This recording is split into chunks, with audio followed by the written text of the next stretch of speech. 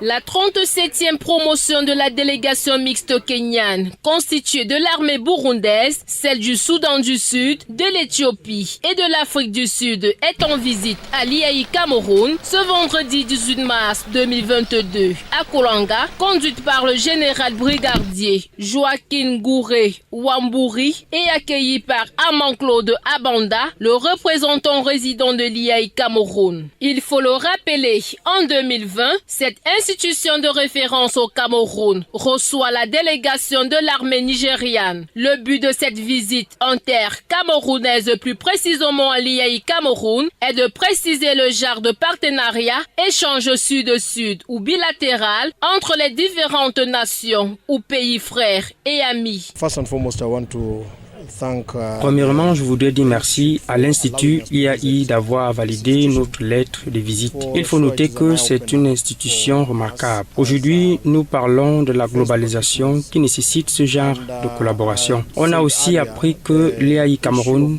est purement panafricain parce qu'il abrite les étudiants d'autres continents, ce qui nous amène à croire que nos étudiants peuvent aussi venir étudier.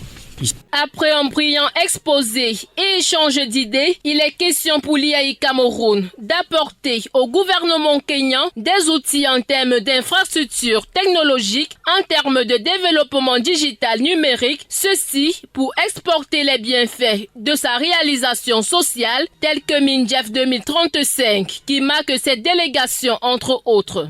Le représentant résident de l'IAI Cameroun, Amanclaude Abanda, exprime sa joie et gratitude pour cette visite mémorable tout en saluant la collaboration interarmée sous l'entremise du ministre délégué à la présidence chargée de la Défense, Joseph Beti Assomo. Je dois dire que c'est pas la première fois. L'année dernière, déjà, nous avons reçu à travers le ministère de la Défense également une délégation nigériane, une délégation de l'armée nigériane. Et ça s'est très bien passé. Donc les exposés sur notre expérience en matière de vulgarisation des TIC ont été faits et ils ont apprécié. Et nous avons également parlé de la cybercriminalité et je pense que nous sommes évidemment prêts à mettre en place un partenariat entre les deux institutions à travers le ministère de la Défense.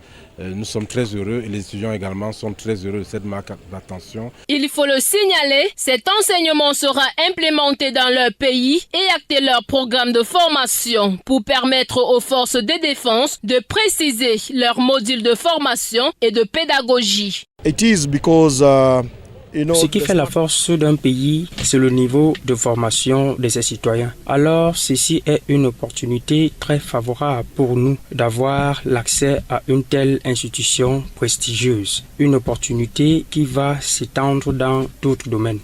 La cérémonie s'achève par des formalités diplomatiques de fraternité entre les chefs des différentes institutions, notamment la remise des présents afin que chacun puisse garder ce souvenir mémorable.